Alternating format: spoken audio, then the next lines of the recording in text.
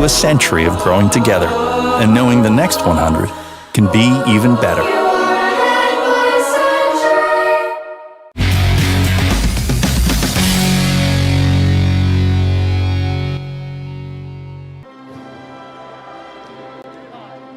Happy Thursday, Canada, and welcome back to the Paralympic Super Series Wheelchair Rugby World Championships, presented by Canadian Tire Sport Analytics. This is Benoit Huot. I have the great privilege to be your host at these World Championships. And as you can hear, I'm not going to talk too loud. It's at the moment, it's 6 p.m. local time here in Denmark, and we hear everyone singing. It's the national anthem, because Canada is going to play against the host nation their last game of the round-robin tournament. It's going to be an exciting one as it's almost full capacity. It's almost sold out here for this last game. Canada and Denmark have already qualified for the quarterfinals that will happen tomorrow. Now it's to see against who they are going to play. And there's some strategies behind it. If Canada loses, they are going to play against France, which is not a bad thing, because if they win, they are going to play against the Americans, which made the podium at every single World Championships, and against Great Britain, depending on who's going to win later on in that match tonight. They are the Paralympic defending champion. So it will be an interesting match to see what is Canada's going to do. Alors, c'est le dernier match du Canada dans ce tournoi préliminaire. Le Canada affronte le pays hôte, le Danemark, comme vous voyez dans les images juste à côté. Une foule endiablée, un beau moment de sport qu'on va vivre. Et le Canada et le Danemark sont tous deux qualifiés pour les quarts de finale. Donc, maintenant, c'est de savoir contre qui on va jouer et également à quelle heure l'équipe canadienne va jouer demain. Alors, on voit ici l'entraîneur Patrick Côté qui va prendre une stratégie bien particulière, car selon la victoire ou la défaite, le Canada va avoir un différent adversaire lors de la quart de finale. Alors, si le Canada remporte son match, ils vont jouer contre les Américains ou contre la Grande-Bretagne. Grande-Bretagne, champion paralympique. Les Américains ont toujours fait le podium en championnat du monde. Et par contre, si le Canada perd, ils vont jouer contre la France. Et la France n'a jamais fait un podium en championnat du monde ou aux Jeux paralympiques. Alors, c'est une position pas évidente, car on veut bien faire, on veut créer le momentum. Cependant, la victoire versus la défaite peut avoir un grand impact sur ce match de quart de finale. So it will be an interesting match. We are going to go to the court in about 45 seconds, and we will be back after the first quarter with more comments here at these Wheelchair Rugby World Championships. It's Benoit Huot, and we will be back in about 8 minutes. Skubo and Sebastian Fredriksson. Sophia Skubo. If you have a female player on court, that means you're allowed 8.5 in terms of the classifications added up. You can see the classification on the bottom of your screen there. Mike Whitehead, for example, the classifications go from 0.5 all the way up to 3.5, like Mark Peters here. And you're allowed 8.5, 8 regularly, 8.5 if you have a female player. And potentially 9 if you have 2. 9.5 if you have 3. Which Australia can do. And Australia alone.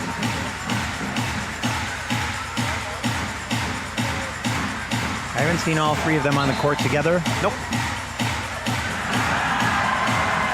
I think I might have done on the Australian Championships when they were playing on different teams. So a huge roar as Denmark win the tip.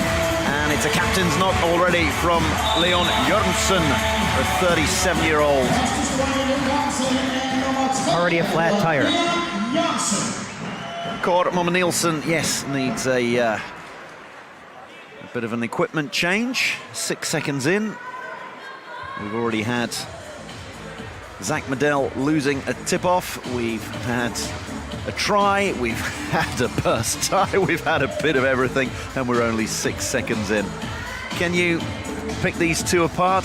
It's currently Canada on points difference. Canada is 6th in the world, Denmark 7th.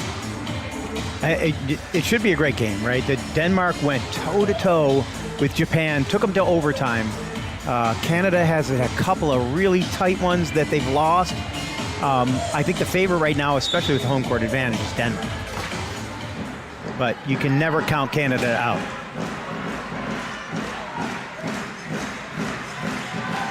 Fired forward for Zach Medell, the Alberta roughneck.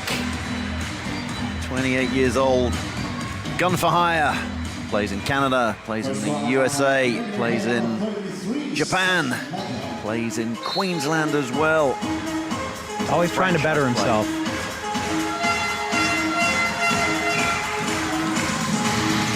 It seems like Medell has been playing longer than 10 years, but... Yep, made his debut in 2011, so he's been around for a decade, started off as a teenager. Fredriksson gets around the outside, high pointer, 3.5. One of a number of players from Frederiksberg Falcons. Thomas Pett, who we'll see later on, Kurt Busk, so a couple of veterans. Jørgensen as well is from Frederiksberg. Travis Morale.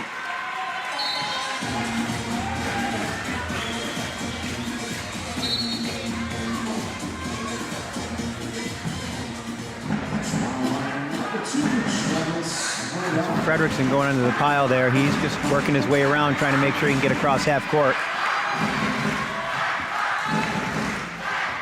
Looks over. You can see the shot clock, the possession clock that says 25 on the middle of your screen there that went back to 40. You have 40 seconds for each possession in which to score. First 12 of those is the time you're allowed to take maximum in getting the ball over the halfway line. Always a priority. Zach Medell's going to do it sooner rather than later here. Bit of a show and go, takes it himself. And the great thing here, as far as Dave is concerned, is that both possession clocks are working. You had a 30-minute break at one point earlier in the day on the match you were commentating on. It's really hard for the players to deal with. You know, they're used to a 5-minute break between the second and the third, and they waited 30. It gets in your head. You know, I'm usually ready to go after 3 instead of 5.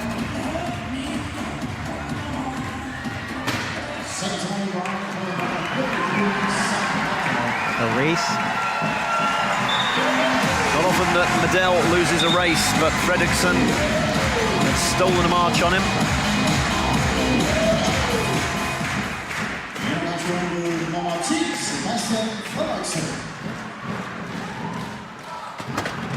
Medell squeezes his way through all on his own. They've actually moved a match from the other court. They're going to do it later. They might even move it onto this court because of the shot clock situation. I think they stole the clocks from the other court. Gord Mommen Nielsen. Medell trying to stop him actually slides out of bounds, cross that try line. They'll get the penalty try for that one. Oh, maybe not. They're going to put him in the box. So Denmark will take it on the side, and they'll have an easier time 4-on-3 with Canada's highest point player not available for the next one. So they're going to take their time to set up. There's going to be a lot of toing and froing by the sin bin there, trying to pen in Zach Medell, but Medell says, if you're going to do that, I'm going to call and say that I will inbound it. Well, and that's what they're hoping for. They want to take the fastest guy and put him on the sideline. Then it's 4-on-3 against the rest. Indeed, but he has the best arm. How about that? That was a frozen rope that he threw there all the way up to Cody Caldwell. So Canada going 3-5-2-2.5 to make up their 8. Fredriksson over the top to Peters. That's actually Jorgensen. Be on number 3. He's had a heck of a week so far.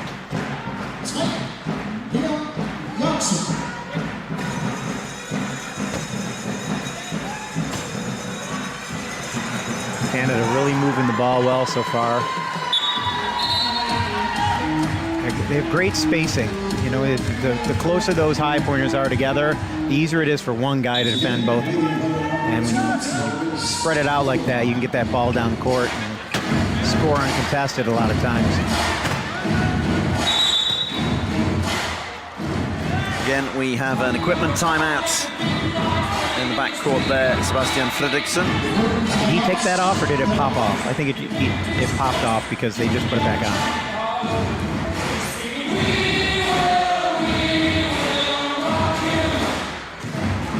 One of the many statistics that we keep an eye on here. The equipment changes are required per quarter. How many flat tires, all kinds of stuff. Those stats are great to have.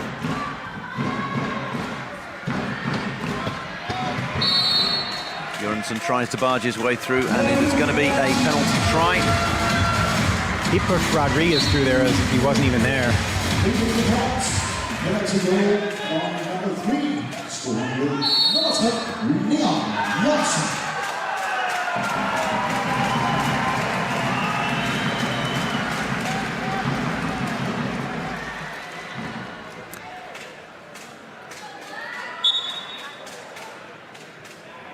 Inbound from the corner for Denmark, always a little more awkward.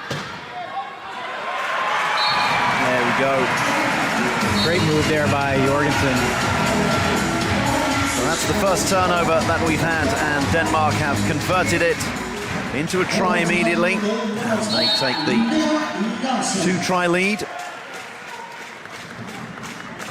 Looks like Morau didn't like what he saw, so he called timeout. 4 timeouts allowed per team, 30 seconds each, and they're used when one of the players is in a little bit of trouble, maybe about to go out of bounds, or the over and back, like a front court violation where you go over into the front court and then end up being pushed backwards. And during these timeouts, you can also make changes. So we've seen Christian Eriksen come on, Mark Peters as well for Denmark, Kurt Busk. Changes for Canada as well. Pico Dagenet, Shane Smith, and Trevor Hirschfield out there with Medell. There's one person who isn't going to come off easily is Zach Medell. The rest will rotate. Not as long as it's close. Well, not as long as the game clock's still ticking. He'll be out there for every second. He got some rust in the earlier game, but it was pretty lopsided by that time. Earlier game today, Canada defeating Brazil, and yes, he would have got some rest then ahead of this match, knowing that third place in the group is up for grabs. Peter's having a great tournament too for his first Worlds. Doing a really nice job. Fired that one in there. 3.5-er. Shirto.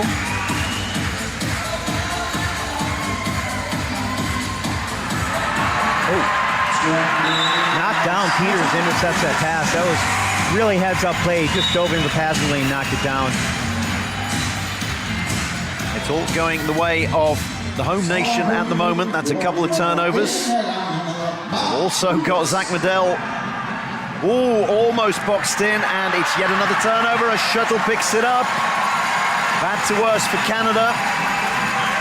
Delight for Denmark, as you can hear from the crowd. On their feet.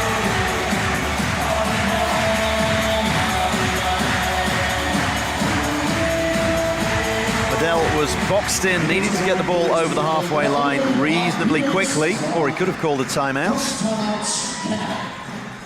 And yeah, well, you get a coach's timeout here. Coach wants to try and get his team to calm down, maybe stop the bleeding here as these turnovers have just started coming.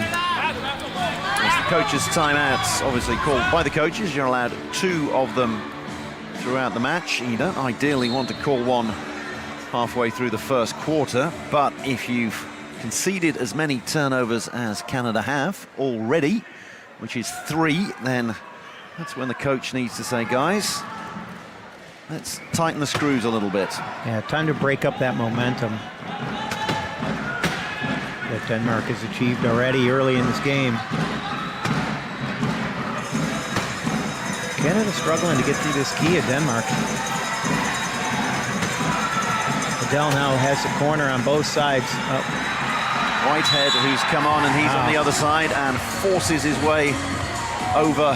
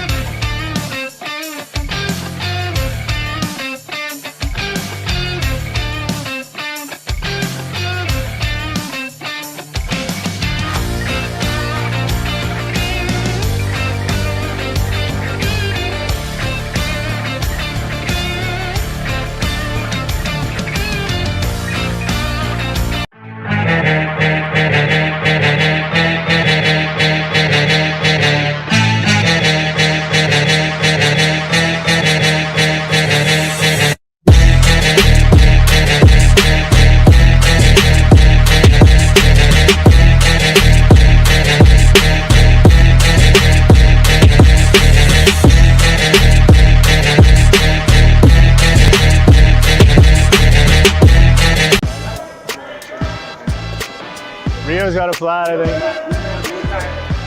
Okay. Don't just go to the give and go. Let's run that screen. Let's get some work on that. I just catch him with my elbows every time because I know it's coming. I just go hit, hit. I'm not clearing out, I'm pushing. So I push. That's bold. Bold call. He's on me. Tony. I'm calling you over. Turn back, crack, let's go.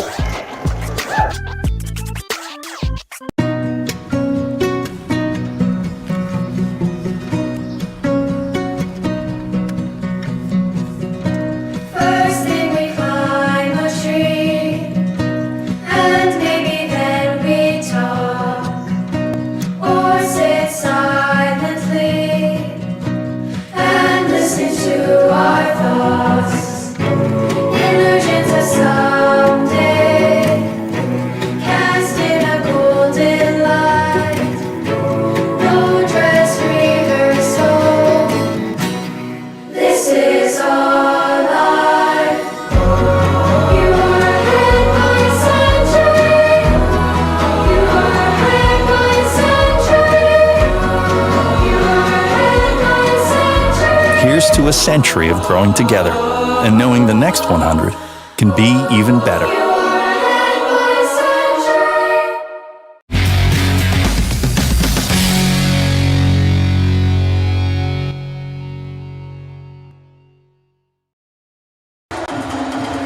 Hello again.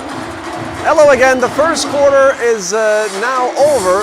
We're sorry. Apologize. We had some issues with the international feed, but I'm pleased to inform you that it's 15-14 for Denmark.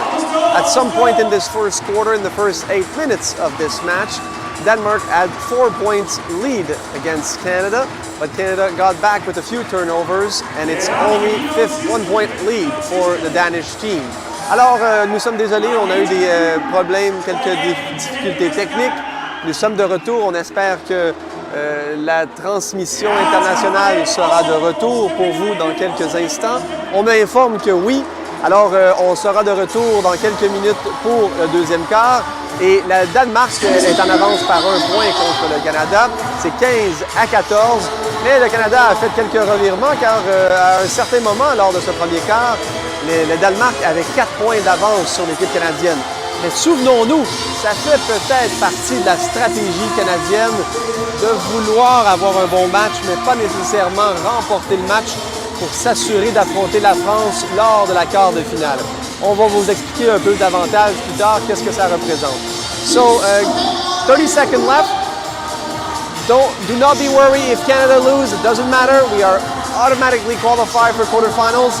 And who knows? I'm very curious and interested to hear what the athletes and coach are going to say after the game. Was this part of the strategy to potentially face France tomorrow in the quarterfinal instead of the United States and Great Britain? Let's go to the court for the second quarter.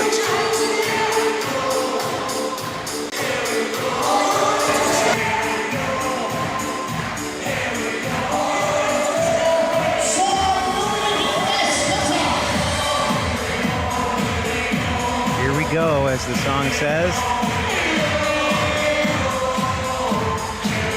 Pico Dagenet will inbound for Canada. Denmark dropped in the key. Pretty typical way to start a quarter. Vejle cruises in around the outside, and it is a tie game. Obviously, Denmark has possession, and that could well be crucial. They have Jesper Kruger on. He was the one who inbounded. At the right of your screen now, the number 8. I believe that's Thomas Pay, the other number 1 out there.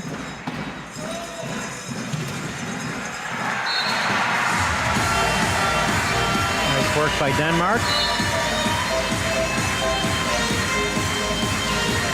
Fredriksson racking up the tries. That's 5 for him, 4 for Peters, 4 for Jørgensen. And Fabien Lavoie, 40-year-old who plays for the Impact de Quebec Impact. So Canada going high-low. Medel a 3-5, Lavoie a 3.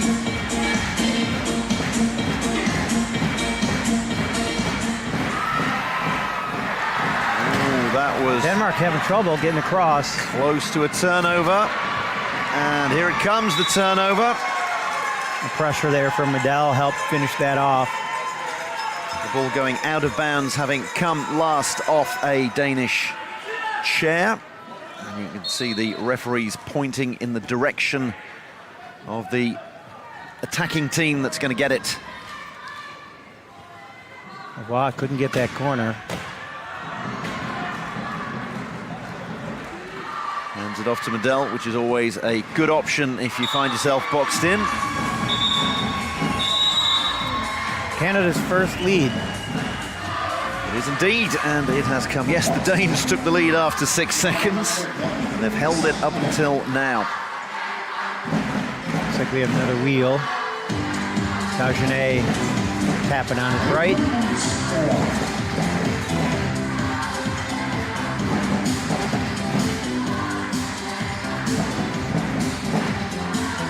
Dagenet from Embrun, and apparently he has a park named after him in the city of Embrun.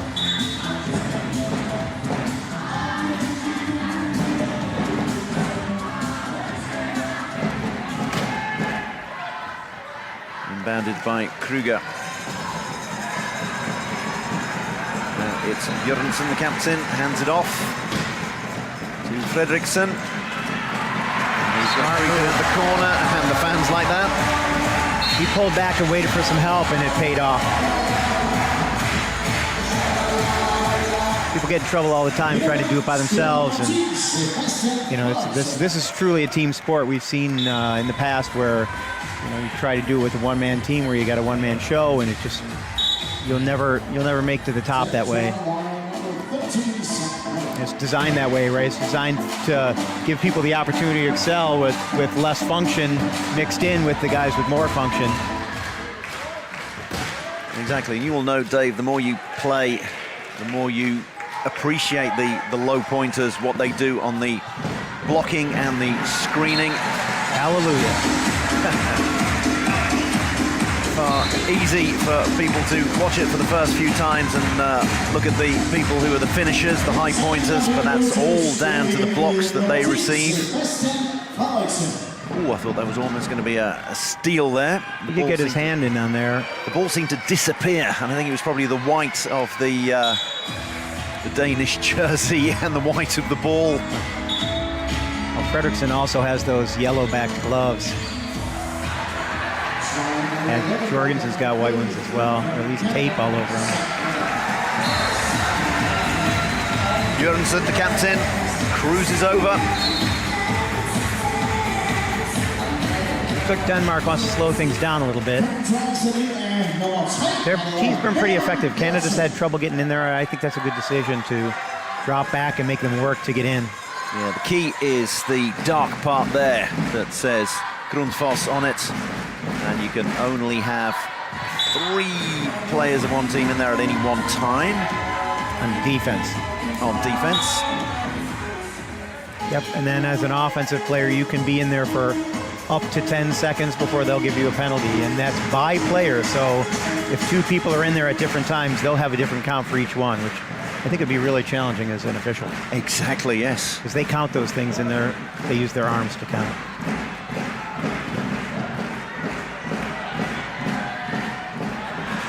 Nice pass.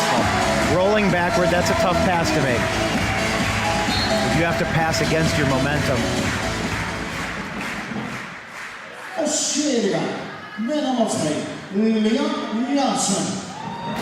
Wow, can't get out. Lavoie fires it over the top and picks out Medel. Medel finds himself boxed in.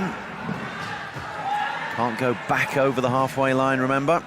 Hay swung at him with his picker and missed.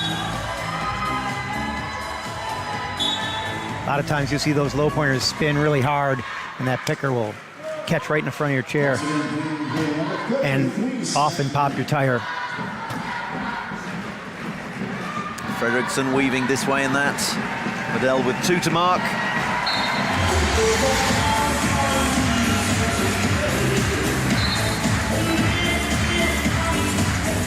$21 apiece, halfway through the second quarter. 4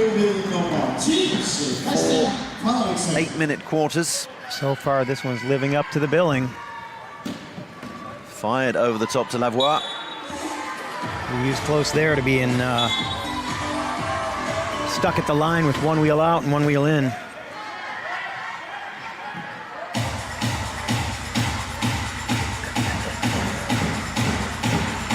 Jørgensen gets the ball over the halfway line, doing all the work himself. Now he's caught and it manages to get it out. This time it's Fredriksson boxed in. See the possession clock, 16. Sometimes you pass out of that situation just to get the defense off of you, because as soon as the ball's gone, people start heading toward the ball and they let you free from that trap. It is a natural reflex. Yeah, it's like kids of an early age. It's like a pick and roll, but yeah, it's more like an 8-year-old soccer game where they just kind of hover around. Yeah.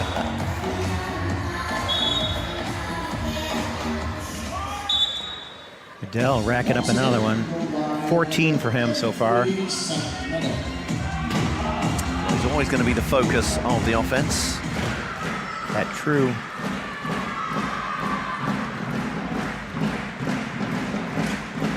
Fredriksson bouncing the ball, as you have to do every 10 seconds.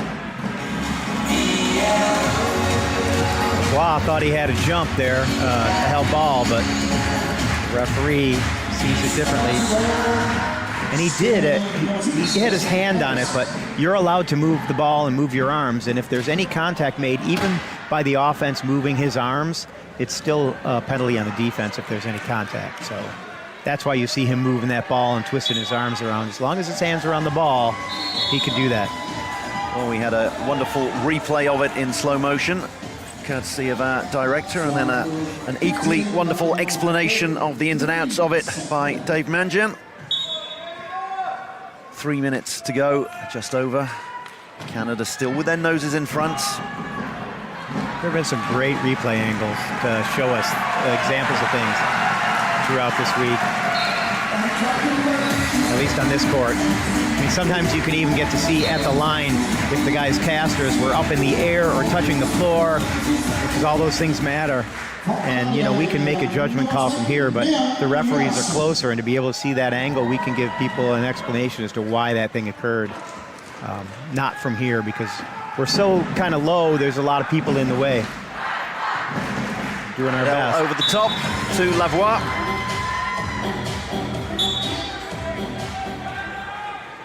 So Canada taking care of business, and Lavoie trying to get Fredriksson out of bounds. Medel doing the same now. And that was some wonderful work there by Pet to clear a route for Fredriksson.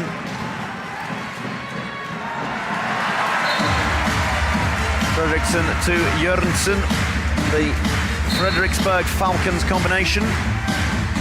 They do have good chemistry. Plenty of Falcons in this team.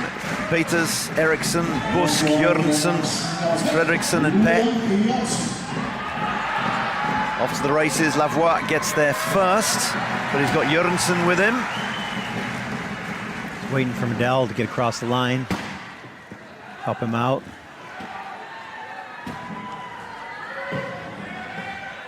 Medel, how did he get through there? It was almost like a matador at a bullfight. Well, he knows when he holds it up there, nobody else can get to it. You'll see a lot if a team isn't able to get a quick score, they'll pull back and they'll put the ball in the hands of their number one, so that guy can run the offense. And that's what happened there with Lavoie.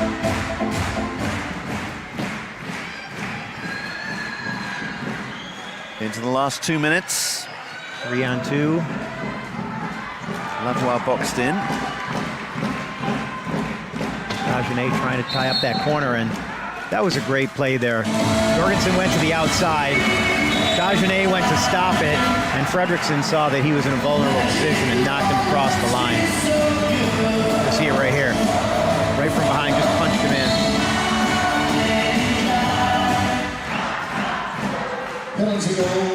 The ubiquitous Sweet Caroline. Medel comes back to pick it up. Going deep to quarterback. He's got to get it over the line and does just about. Wow. What a pass there that was. That was Dagenet getting that one out. Well, and that 12 seconds you haven't succeeded until something is touched on the opposite side of the line. A player, the floor, you could hit somebody in the back, it doesn't matter, but it's got to touch something on the other side. So if you get it all the way down to the other end of the court, in the air, but it won't count until it touches something. So you'll see time expire while that ball's in the air all the time. Well, too often. 68 seconds to go. Canada are going to try to manage the clock here. They want to have a lead going into the second half. Adele drops it on the dribble. Jorgensen's been reaching into his lap, and he was trying to protect it, but he needed to get a dribble in because of the 10 seconds. Now, all of a sudden, it's Denmark with 33 seconds of possession in which to score, and it's, that was big for them, too, because they get the ball at the end of the quarter. It's starting the third. That would have been a really huge turnover because that would have put Denmark in a big advantage. That was a huge play. That was Canada looking to manage the clock, losing it, getting it back, and in the end going, well, you'll see a reach there, a dribble, and it was actually Kruger who got in there and popped that ball out. Somehow Medell ended up with it. Sheer will. Great play by the one-pointer. Lavoie, foul. So 25 seconds to go. Trying to be aggressive and keep Denmark from getting in there, but now he gives them the opportunity to do it with an extra player.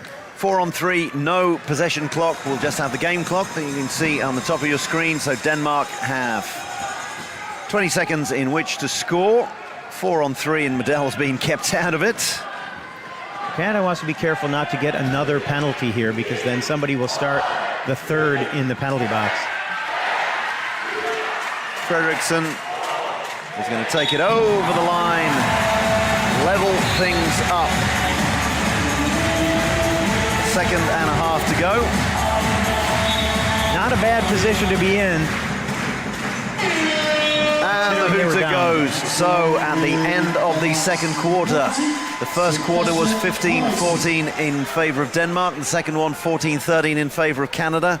And as you would expect, between the 6th and 7th teams ranked in the world, there is absolutely nothing to choose between them. 28-28. Denmark perhaps having the advantage. As you can see on the cube there on your screen, they have 4 timeouts left. Canada just 3. But Dave, well, as you say, living up to its billing. Oh, certainly. Canada's one of those teams that if you let them stay in there, they're going to make you pay for it. And Denmark has shown us this week that they're here to win it all. Well, Canada, I have to admit I am quite lucky to be here live at these World Championships because it's such an exciting match against Denmark this afternoon. 28-28 at the half time. This is going to be a good 16-minute left. And maybe I was wrong. I thought that maybe Canada had a strategy of potentially losing this game to face France tomorrow in quarterfinals, because there's different teams and different brackets in the way you approach these match, and often the matchups could be significant in the way a team would approach or face a different team just by the experience or what happened in the past. For example, if Canada loses, they will face France in the quarterfinal. France has never won a medal at World Championships, never won a medal at the Paralympics, and Canada traditionally does quite well against France. If they win, they will face America, the United States, or Great Britain. America have made the podium at World Championships in the 7th edition, and Great Britain are the Paralympic defending champion. So it's interesting, but it doesn't seem like my points is working, because Canada is really trying hard and they're having a great match against Denmark. Alors c'est un excellent match jusqu'à présent, c'est très excitant. Je me sens privilégié d'être ici pour pouvoir assister à ce match car l'atmosphère elle est endiablée. Les Danois sont présents, c'est jeudi soir ici à Vejle. et les spectateurs encouragent l'équipe hôte. C'est 28-28. Je croyais potentiellement, après les premières minutes du premier quart, que le Canada avait l'intention d'y aller un peu à reculons, sachant que si le Canada perd ce match, ils affronteront la France en quart de finale. Et la France, bon, traditionnellement, le Canada a de bons matchs contre les Français. Et bon, ils n'ont pas une grande historique sportive. Par contre, si le Canada remporte le match, ils feront face aux États-Unis ou à la Grande-Bretagne. Les Américains ont toujours fait le podium en championnat du monde et les Anglais sont champions paralympiques en titre l'été dernier à Tokyo. Alors, ça va être un intéressant deuxième moitié de match avec 16 minutes de jeu à faire.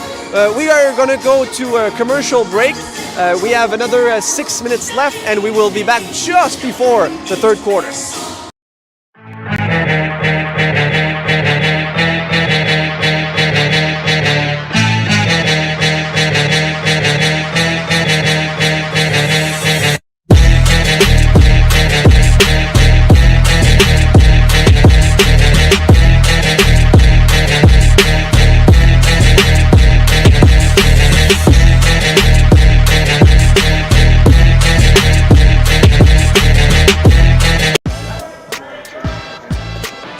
Rio's got a flat, I think. Okay.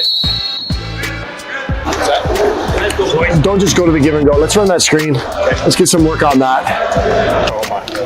I just catch him with my elbows every time because I know it's coming. I just go hit, hit. I'm not clearing out, I'm pushing. So I push. That's bold. Bold call. He's on me! Tony! I'm calling you over. Turn back, crack, let's go.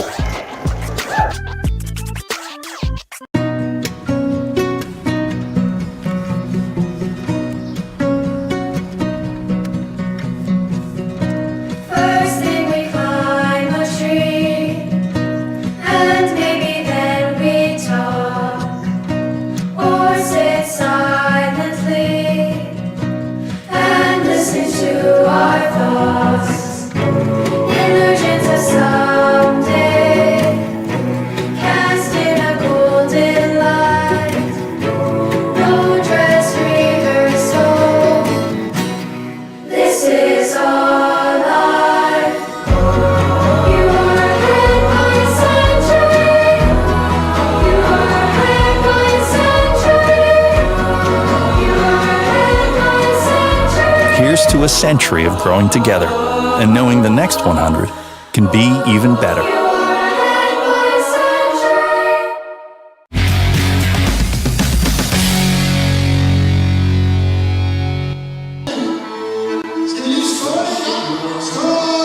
We're just about 4 minutes off this intermission before we go back to the third quarter. And I found some statistics for you about the Wheelchair Rugby World Championships. Canada made it to the podium 5 times in the first 7 edition. They became world champion once, that was in 2002 in Sweden, and they won, the last medal they won was in 2014, it was a silver. At the last World Championships in 2018, Canada came 6th, and the World Championships is the biggest event outside of the Paralympics, and they are held once every 4 years. Next one will be in 2026, of course. In Denmark, to the host nation, it's in the 8th edition, it's their 4th participation. They came 12 at the first edition, at the first time they participated in 2006. They were 6th. You can tell the progression of the team. Very good sign. They have lots of depth, good coaching, and it shows that they're becoming one of the best nations in the world. Denmark came 6th when they compete at home in 2014, where Canada won a silver medal. And at the last World Championships, Denmark finished 7th. Going into the quarterfinals tomorrow, they are guaranteed to finish in the top 8 because there will be 8 countries left out of the 12 that are competing here at these World Championships. Alors, quelques statistiques pour vous. Le Canada, en 7 éditions, les 7 premières éditions des championnats du monde, a remporté 5 médailles aux championnats du monde. La dernière était en 2014 avec une médaille d'argent. Le Canada a remporté une fois l'or aux mondiaux, c'était en 2002 en Suède. Et pour ce qui est du Danemark, C'est la 4e fois qu'ils participent au championnat du monde en 8 éditions. Et leur première participation était en 2006. Le Danemark avait terminé 12e. Et on voit vraiment la belle progression de l'équipe danoise. Et ils sont vraiment de loin améliorés lors des dernières années. 6e en 2014 lorsque les mondiaux avaient lieu ici au Danemark.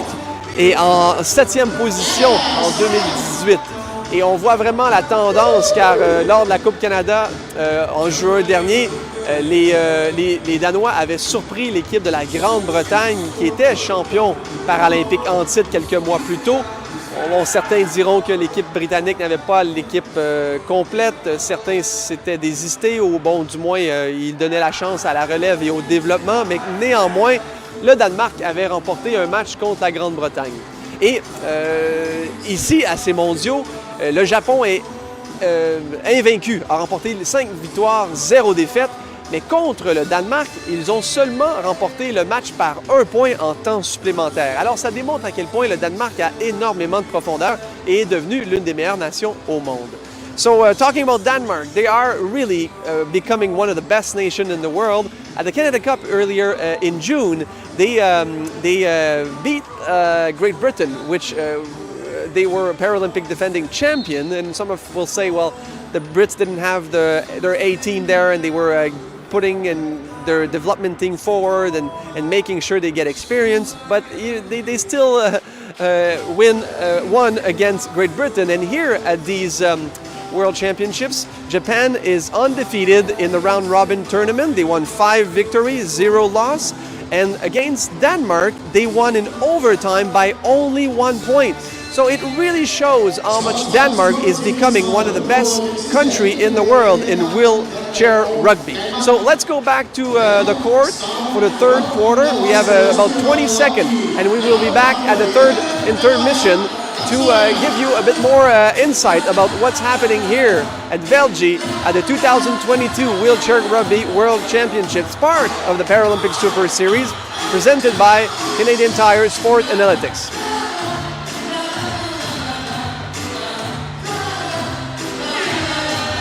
Sophia Skovall out on the court.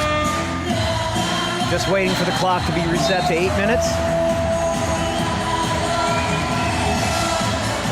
And we are underway in the second half of this final Pool B match. Canada versus Denmark. Third in the pool, up for grabs.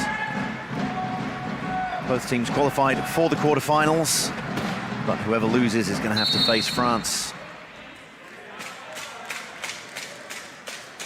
France beating US by 1 and defeating Great Britain after being down by 5. Down by 2 in the last minute. How on earth they managed to... 3 tries in like a minute, and it was... that's so frustrating. You work so hard for 31 minutes. 31, thank you. My math is so bad. Well, it is probably 35 because with the inbound, the shot clock, the game clock doesn't start again until someone takes possession of it. So we probably do have 36 minutes of well, and generally action. These games, even though there's 32 minutes of play, right, of official time, it takes an hour and a half to play. They do. So there's a lot of the games are won between the whistles when there's not really a clock running. Getting into position, forcing somebody to be somewhere they don't want to be. Just anything that'll give you the advantage so that when that clock does start, you get what you want. Bell swatting it down.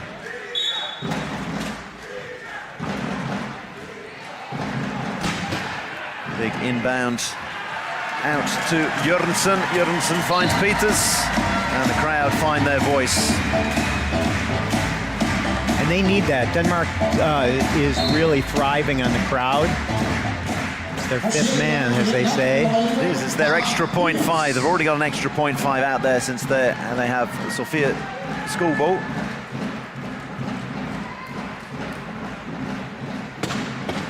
Dell with a little head fake there. Nobody bought it, though. Ooh, how about that? Floated that one over there. Got some hang time on it, that one did. And it was put where only Caldwell could get it. It worked out really nice for Canada. Looks great when it comes off and when it doesn't. Right. Peters tries to get over the halfway line and decides to do it in a different way. Pops it forward for Kåre Momme Nielsen. He did a nice job of pulling that in because it's not like he had a clean angle to catch it. Denmark holding up a green sign. I'm not sure what that means, but I'm sure it's a play. Some of the teams have gone to that because, first of all, it's loud so you can't hear. But the other thing is that when you yell out your plays, people start to learn what your plays mean. Exactly, yes. You're going to have the... it's like stealing signs in baseball, isn't it? Is it stealing if they're yelling them at you? Exactly, yes. I'm not going to stick my fingers in my ears. And, yes. Stop listening to our plays. It's not in the spirit of the game. I'm sure they change up the colors every tournament. Oh, how about that for a pass? Well done. Good spacing by the captain.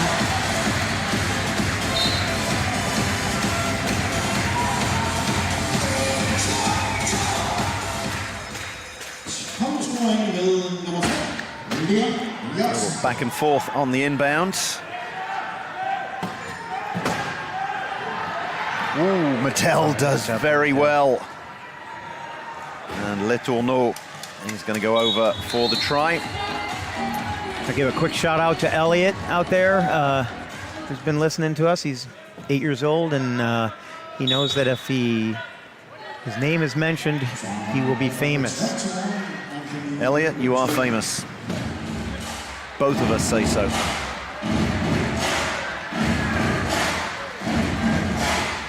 A few people here are going to be famous if Denmark make it into the quarters, the semis, the final even. One of them could be the captain, Leon Jørgensen. I think he will get the freedom of the city of Vejle. Well, I know after their games, there's a lineup of people waiting to shake their hands and congratulate them. Letourneau just cannot get it.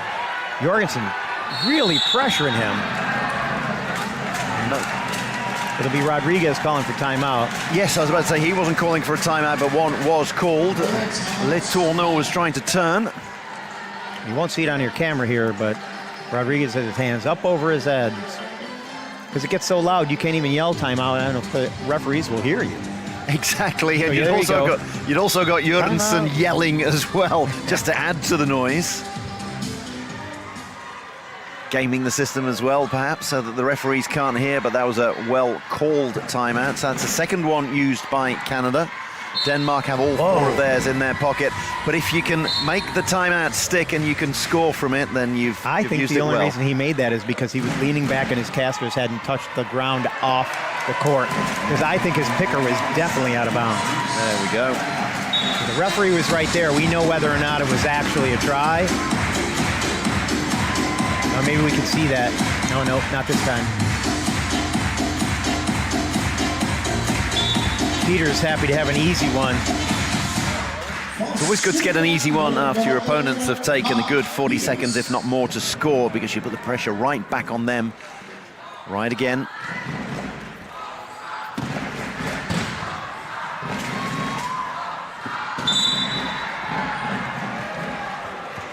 Good for Niki.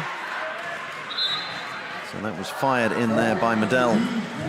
I don't think Dagenet would have gotten it, but no. Peters bailed him out by having being a fourth player into that key area. I like that they've started showing you the referees' hand signals for different offenses too. That's great. I know plenty of players who don't know the hand signals for those offenses. There we go. That makes me feel a little bit better. Medel over Dagenet. Dagenet gets hit, but Peters trying to make that play in violation of the rule. Canada having 40 seconds to score. You can see the possession clock there saying 30, and Medel waits until everybody's set up. And they're going to make Peters inbound. Takes him out of play, but how about Their that? advantage there is it's 4-on-3, and your best player is on the sideline. At least that's the theory. That is the theory, and then in practice we see in the space of around 3 seconds, the give, the go. Pass to himself and a try. Denmark defending in the key again. He makes that look so easy.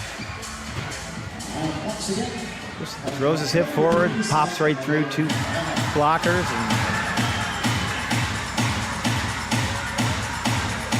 Bit of time taken, he can't afford too long. It's going to have to get over the line and calls a timeout. Nice pressure there. He seemed to be there almost over the line after about 5 seconds, Fredriksson, but just couldn't quite get there. It's good low point play. Dagenet. At least I think it was Dagenet. So timeout called, and that will mean there isn't a turnover. So Denmark have used 1 of their 4, Canada 2. So loud in here that when they put that microphone down right close to Coach Jason Regeer's face, still can't hear him talking to his team.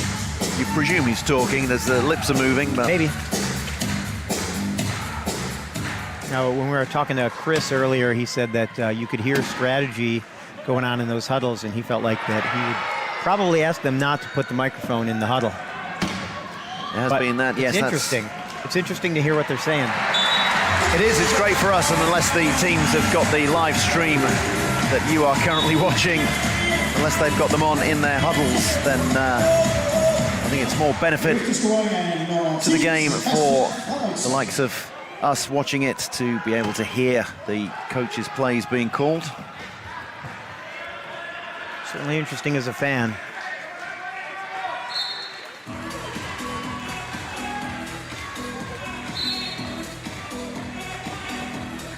Ruger will inbound.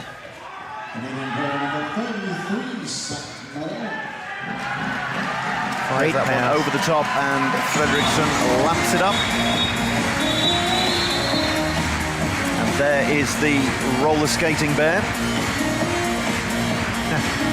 For those of you, the bear was hidden behind these statistics, so you might have thought that Dave was hallucinating, but no, there is actually a blue roller skating bear here.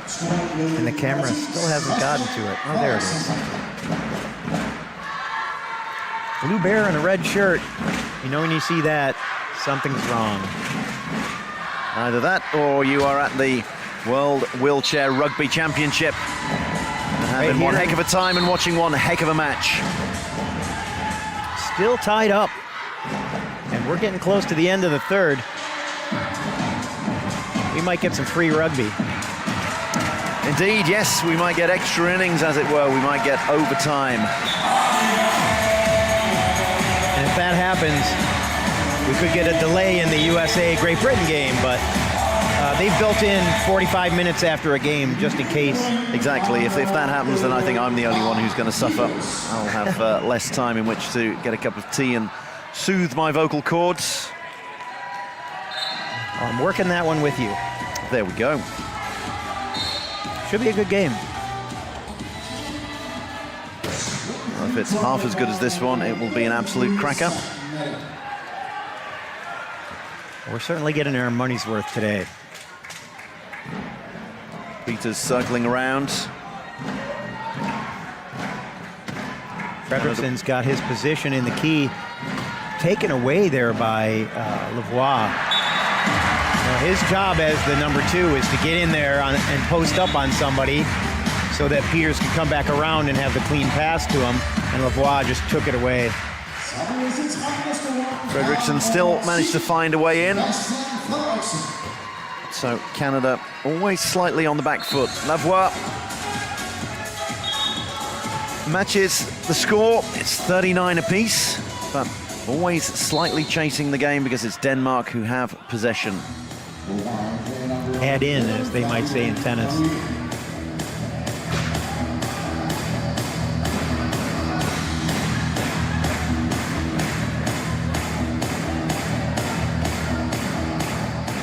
Fredriksson out to Peters. Halfway through the possession clock.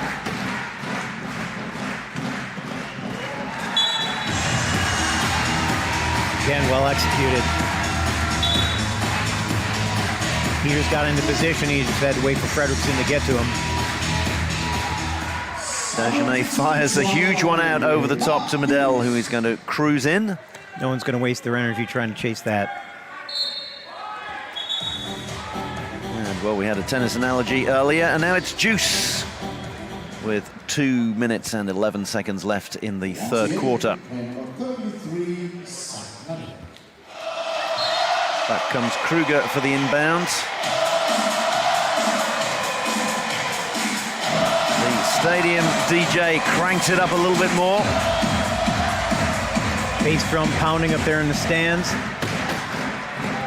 Pounding there, the big hit by Half Dagenet. the keys wide open. Everybody got piled up on the other side. That's the job of the offense. The guy with the ball has to drag the defense as far as they can. Somebody can seal that off, and it leaves the other side of the key covered by one guy.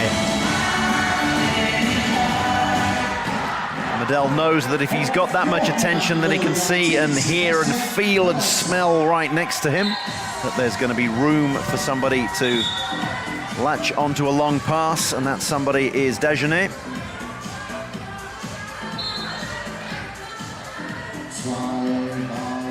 Both teams have subs in the box waiting to go.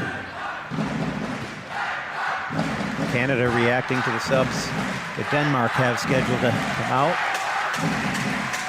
So it's almost like the NHL again, where you've got the line changes and you see which line to bring on. You see that in football as well. In fact, they have a rule that when after one team makes a change, the other team has the opportunity to change as well.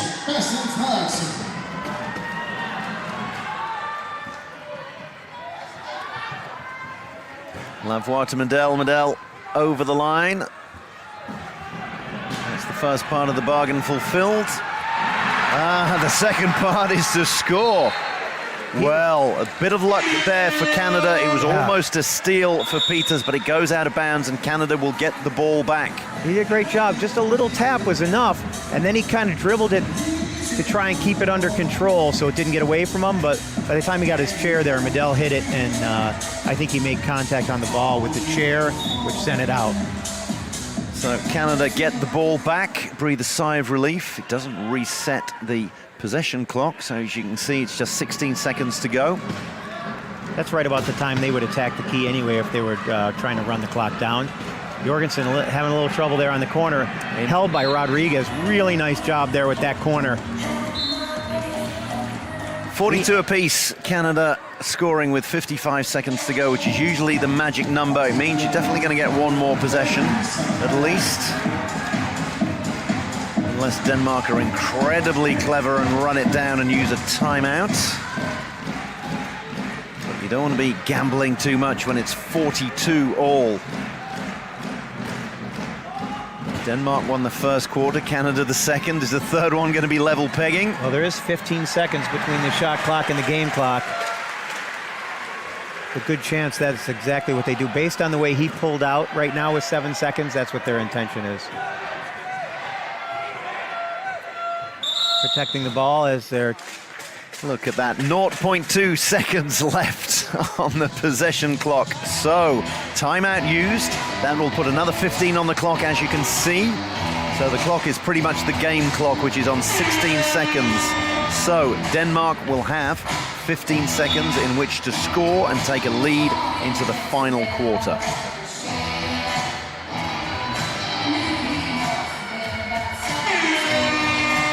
They've used up one of their timeouts to do it, so each team has 2 left.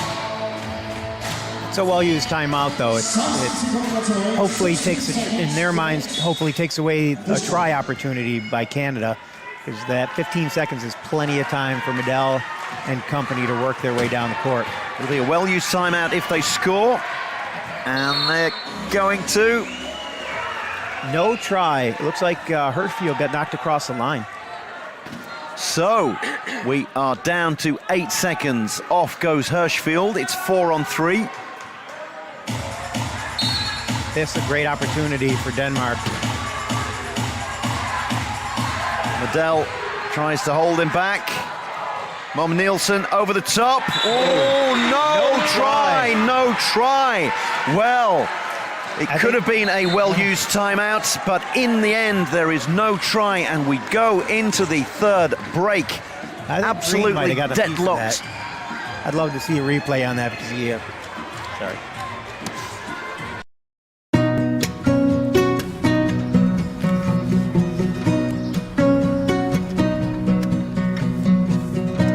First thing we climb a tree, and maybe then we talk, or sit silently and listen to our thoughts. Illusions of someday, cast in a golden light. No dress rehearsal, this is our life. You are led by century. You are led by century. You are led by century. Here's to a century of growing together and knowing the next 100 can be even better. You are led by century.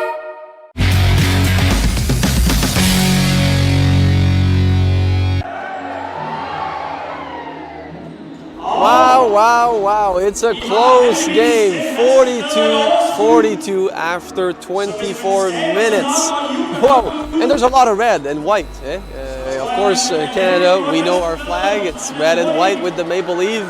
And Denmark, it's also red and white. So it's kind of confusing, to be honest, when you look at the stands and you don't know who you're cheering for, but this could potentially be a good thing for Team Canada. Anyway, there's 8 more minutes to go, and we can see here Zach Medel has played lots of minutes in this game to make sure that Canada is in well positioned. Who knows what's going to happen? What I can say is if Canada win, it's positive because they will get out with a lot of confidence for tomorrow's quarterfinal. But if they don't, I don't think it's the end of the world because they will face France. And in my humble opinion, I think this might be a good strategy, knowing that France might be an easier, we can't say easier because they're very good, but it might be a way to get in the semifinals in an easier way. Anyhow. Alors, il reste 30 secondes avant le début du quatrième quart. Un match très serré, c'est très excitant. Il y a du rouge et du blanc un peu partout, hein. Bien sûr, les couleurs du Danemark et du Canada, c'est rouge et blanc. Et c'est 42-42, comme je le disais, 8 minutes de jeu à faire. On va voir qui sortira gagnant, mais peu importe le résultat, que ce soit le Canada qui remporte ou le Danemark, je crois que le Canada aura une bonne stratégie contre la France demain en quart de finale. Et bien sûr, s'il remporte le match, ce sera contre les États-Unis ou la Grande-Bretagne. Nous le saurons un peu plus tard dans la journée. So, you're watching, bien sûr. Of course, you're watching the Paralympic Super Series Wheelchair Rugby World Championships. Let's go to the court for the fourth quarter. There's so much noise, so much atmosphere, so much action that anyway, I need to go back to the court. Let's go.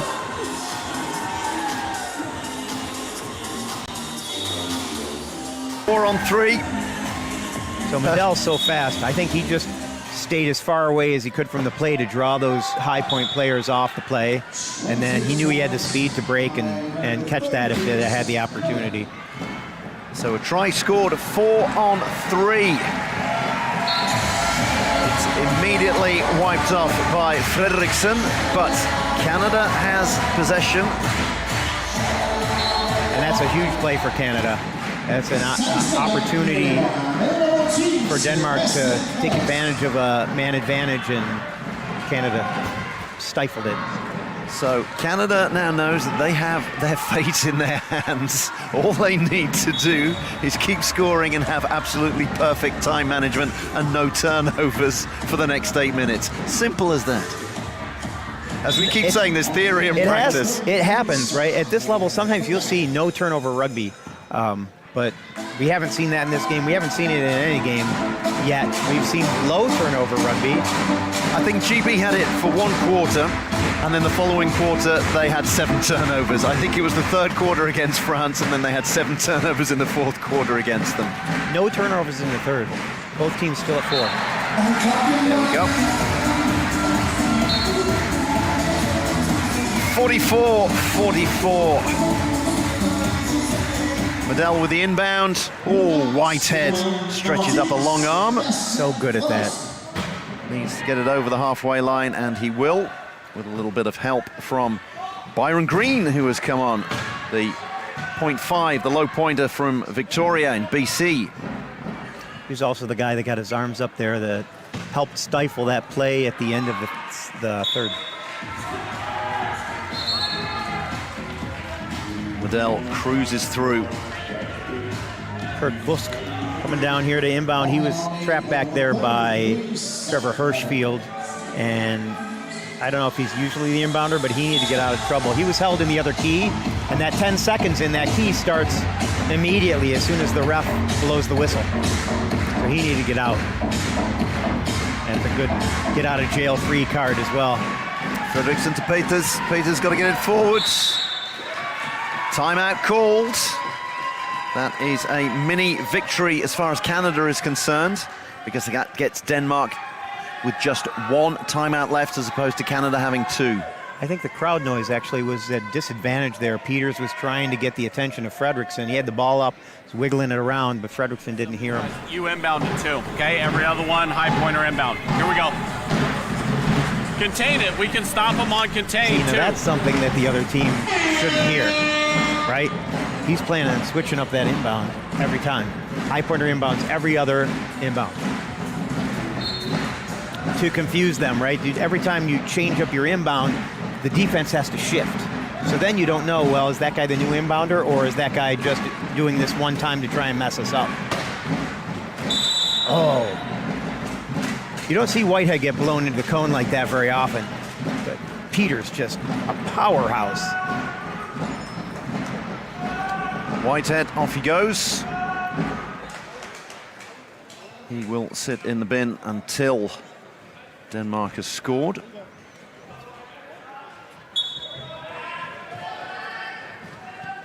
Unless, of course, we have a minute of surprise rugby.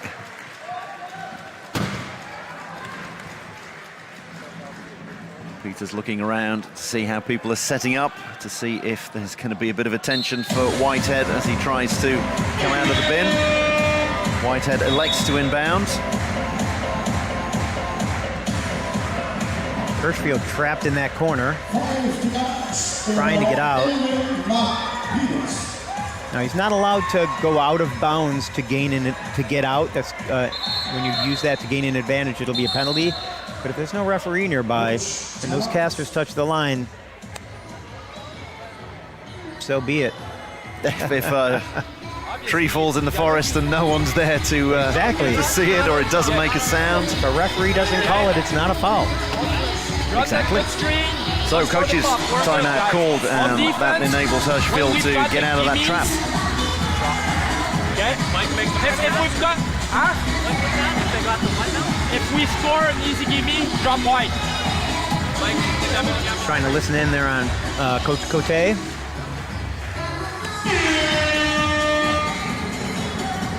Yes, tough to hear. The microphone operator did a grand job, but there's a heck of a lot of noise being made by the Danish fans here in the Vejle Spectrum. 6 minutes to go. Didn't get it, but how did he pull that in? He didn't, but he did.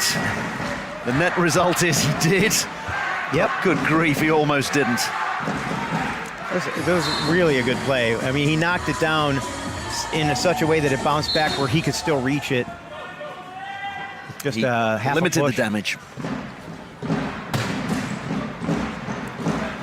Those, though, are the kind of plays that if they keep happening, you're going to lose one of them. Yes, at some point you can't ride your luck that long. That's what Denmark's counting on.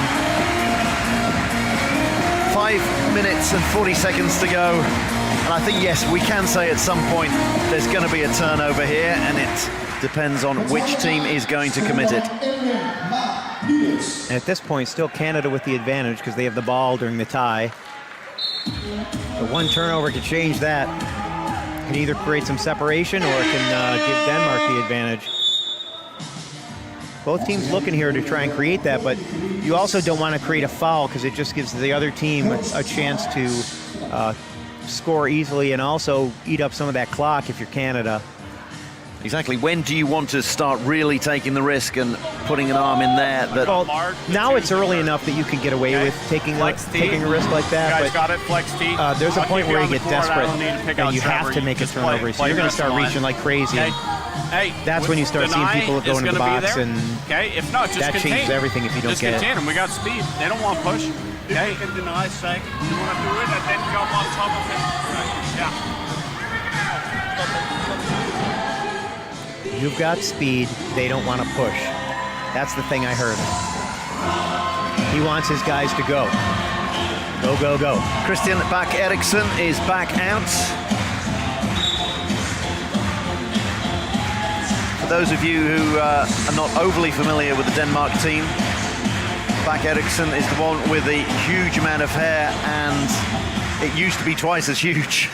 That for him is a short haircut. Yeah, this is his business haircut. It is, yes. That's the one for, look, there's a school photo, get it cut. I told you to get it cut, go back and get it finished off. Zach Medell looking to finish it off though.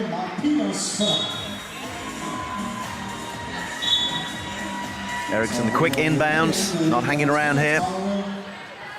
Not giving Canada a chance to get back into the key. Oh, did you see that puff of air and fluff in the middle?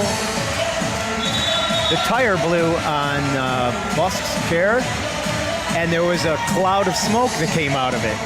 I've never seen that before. I don't know if maybe that tire is just so old that it hasn't ever been deflated, and I don't know. But it was really interesting to see that. Kurt Busk, he's a veteran, he's well into his 50s, he's 25 years an international, maybe he's running on fumes, and that's all that's left in there. Oh, you know what it is? He has the Schmecking wheels. They are 250 pounds of pressure, tubeless. So when you pop that tire, it's an expensive replacement, but it's also got a whole lot of pressure in it.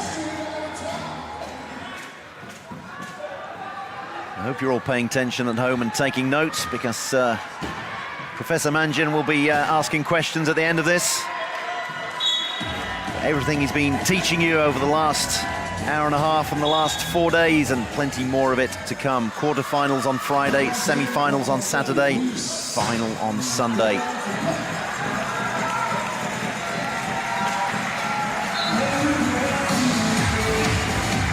Still plenty more of the group stages to come. 4.5 minutes of this particular match, and maybe more. As you said earlier, we might be getting free rugby.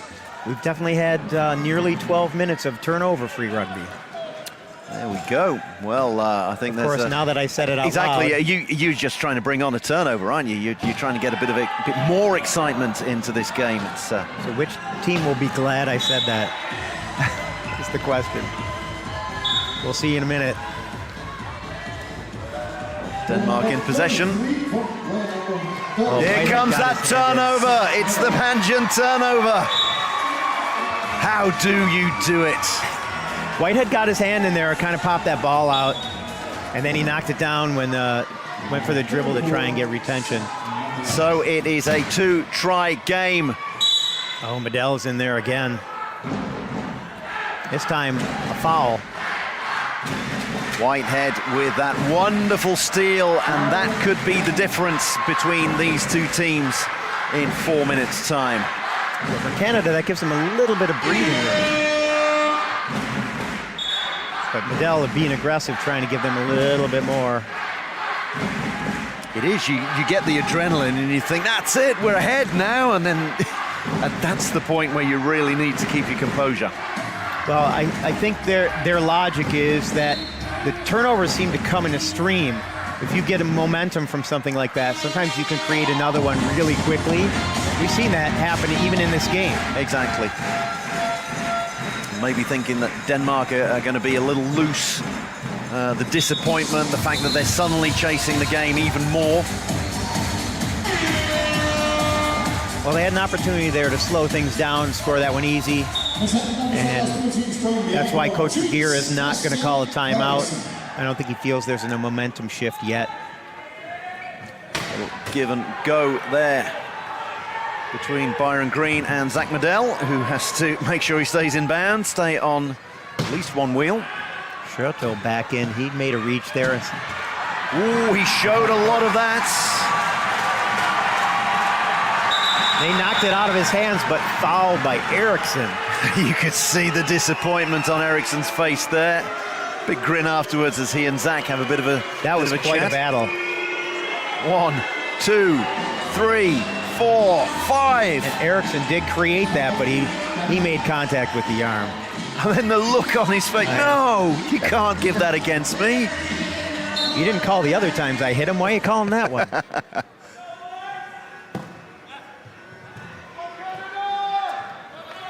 It's almost like the last period of the playoffs in the NHL where you think you can't whistle that for a penalty. Come on, let play go on. So Eriksson in the box. Canada get that 2-try advantage back up there. Zach calls the shots very calmly. Eriksson back out, bash and crash, give and go. That one try, though, does give you a little breathing room. You don't have to be as aggressive to try and make sure you can get that final try. And we're down to 3 minutes in this game. Yes, it makes the time management a lot easier. This is when teams start thinking about the clock. They start looking at, okay, I want to score in this range. Because they know how long it takes a team to score and how long it takes them to score.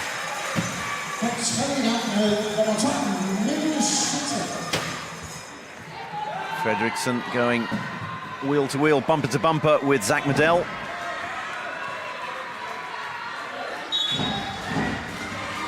And we're back up to the 2-point buffer. Medell again calling the shots. Fredriksson in a bit of bother. Gets it over the top. Nice job by Schüttel to make sure that Whitehead can't come and knock him across the side. And Whitehead going down just was kind of a benefit of a good play. He kind of put himself over. You'll see here, Schüttel turns, Whitehead reaches, and as the picker of Schüttel's chair gets Whitehead's wheels, he's already off balance. No foul there. They'll just flip him over like a turtle and we'll go right back to play. 2 minutes and 38 seconds remaining. A reminder that third place in this incredibly tough group is up for grabs for the winner here. Both teams are going to go through to the quarterfinals. It depends on who finishes third, who finishes fourth, as to whom they are going to play. Whoever finishes fourth has the big ask of taking on the European champions France in the quarterfinals. And we have had a schedule adjustment for tomorrow. They're actually going to adjust the games based on what teams are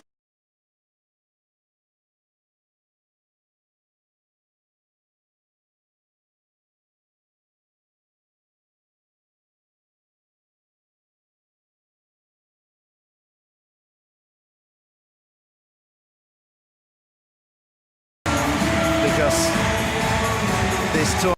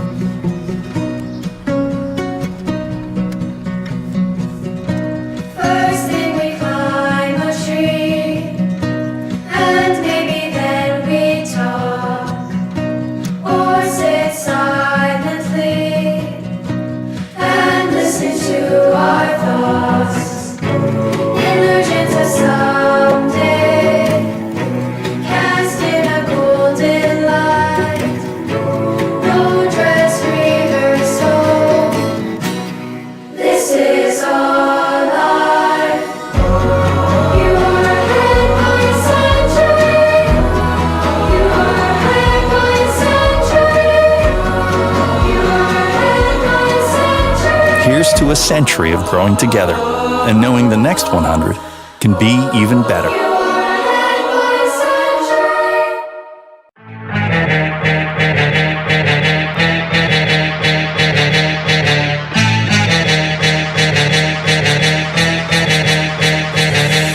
They have to cover both. Whitehead has 10 seconds in which to inbound. Quick give and go. There we go. There was the give and go and Medell. The two things they had to cover, but that's easier said than done. Theory and practice once again. Medell locked in, but how about that? He finds Trevor Hirschfield. That maple leaf is fluttering proudly. 91 seconds to go. Denmark doesn't have the luxury of trying to work toward that last try if they don't get a turnover. They need to score quickly, and then they need to be aggressive on the reaches. They need to be aggressive trying to get people across the line. They need to score quickly. The first and foremost, right? Get within one, now create a turnover. And with 1:12, Canada's looking at 2 possessions. Although they do have a timeout to use, that's not enough to get them what they need, because that's really only 55 seconds and there's 72. Quarter Mama Nielsen, some running repairs, so this is an absolutely crucial possession for Canada. Score on this one and it could well be out of the reach of the home nation. The other risk here is a foul gives Canada a new shot clock that allows them to run 40 seconds down with a power play. The ball tucked away, he bounces it, as you have to do every 10 seconds. It's taken time off the clock beautifully and scored.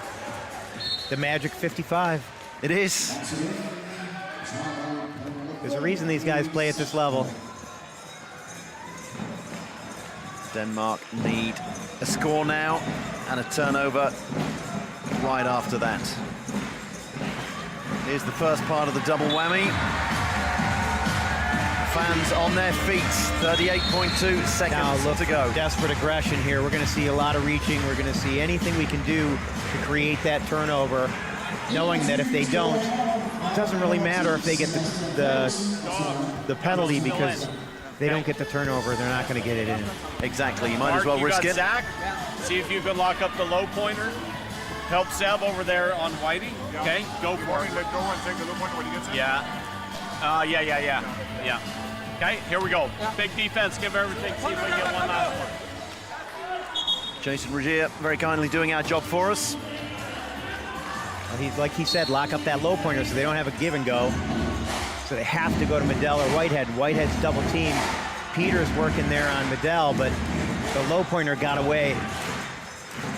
Gave him the pick he needed to get the ball in, and now for Medell, it's just a matter of grinding down that clock. Denmark is going to try and corral him and reach. They got to get the ball out of his lap. 20 seconds to go, so there is no possession clock. It's only the game clock. They need to get it off him. And he's going to get over the line because there's nothing like points in the bank. 11.3 seconds to go. Denmark need some kind of miracle. Denmark has played a heck of a match. I think Peters would have said, no, just let him go over the line, don't mind me. Did he call timeout? It looked like he called it technical. Is that a technical? It is, so Whitehead's going to go in the box. Whitehead is in the box. It was a spin, but it was a technical, not a flagrant. It's unusual that they would call a spin and call it a technical as opposed to a flagrant. So they've done the first half of the deal, which is score a point. Now somehow they need to get a turnover, and okay, so Whitehead has come back to the inbound, and it's going to be huge. It's going to be huge. It's going to be huge. Zach picks it up and goes over the line. And that is the proverbial nail in the coffin. 2.3 seconds. A lot of teams can score in 2.3 seconds, but they'd have trouble scoring 2. Exactly. They can't play the joker and double it. And Canada wins it 58-56. winning the final quarter 16-14. They were locked at 42 apiece going into the final quarter. Canada getting the early turnover and then nursing that lead home, managing it absolutely perfectly. They will finish third in the group, Denmark fourth, and we will now have the presentation for the Gunfoss Player of the Match. It's the skating bear. The ladies bear Risley, and it goes to Canadian player number 33, Seth Medell. Well earned by Medell. He is a force to be reckoned with. He is. He played every second. All of the 32 minutes there. A big smile. He gets a hug from the Blue Bear. What more could you ask for?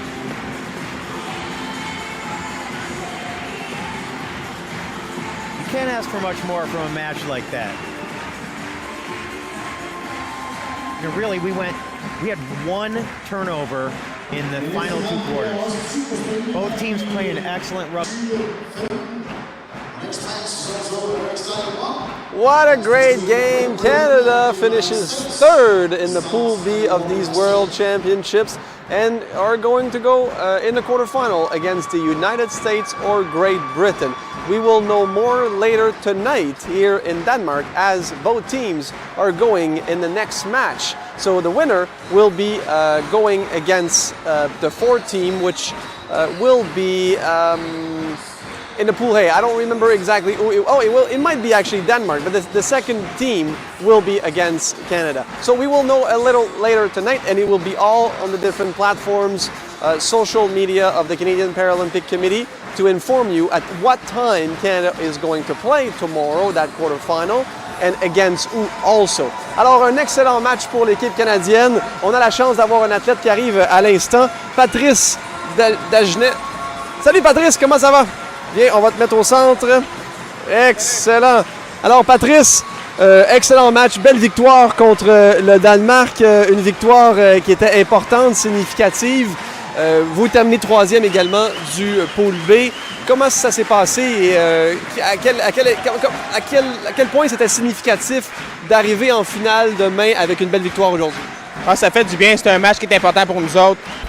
Surtout qu'on tirait de l'arrière de 2 ou 3 points à un moment donné, puis on était capable de revenir dans le match. Et on s'entend en contrôle pour la deuxième demi, donc c'est bon pour notre confiance. Comme tu dis, demain c'est le quart de finale, donc il faut continuer sur ce momentum-là qu'on a créé aujourd'hui. Est-ce qu'il y avait une stratégie potentielle de penser à qui allait être notre adversaire de demain? On ne sait pas là, en sachant que vous avez terminé troisième, là, ça va être soit les États-Unis ou la Grande-Bretagne, mais si on perdait, c'était la France. Exactement, c'était vraiment difficile quand même à savoir qui on était pour affronter. Puis à ce point-ci, je pense que les 8 équipes dans les quarts de finale sont quand même des très bonnes équipes. On croit qu'on peut battre n'importe qui ici. Donc on voulait plus se concentrer sur notre match aujourd'hui pour pouvoir bien jouer et apporter ça demain. Co-captain Patrice Dagenet, playing against a host nation, Denmark, they played really well. How was the atmosphere tonight? The atmosphere was really fun. It's always amazing to be able to play in a stadium with so many people. They're loud, the music's loud, so it makes for a great event. So now quarterfinals, we don't know exactly if it's going to be the United States or Great Britain, but what do we do between now and tomorrow? Well, we're going to get some rest, that's for sure, get some food, get a good sleep tonight. Then when we know who we're going to face tomorrow, we're going to probably have a meeting and watch some video a little bit.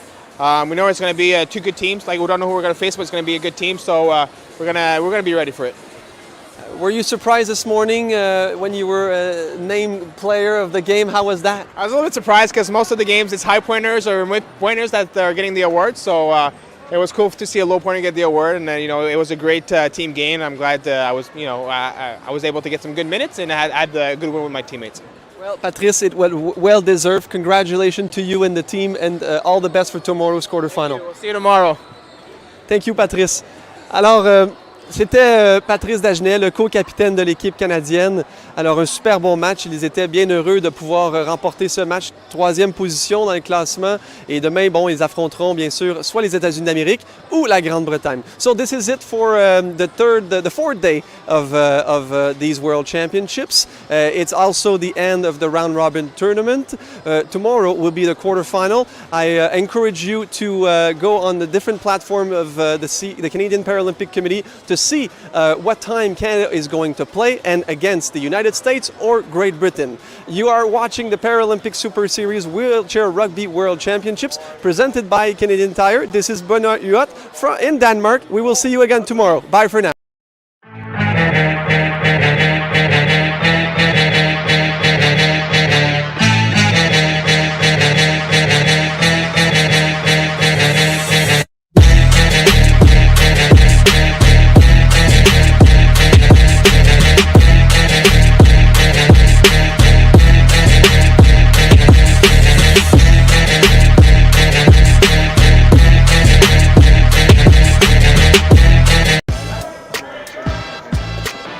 Rio's got a flat, I think. Try it. Don't just go to the give and go. Let's run that screen. Let's get some work on that.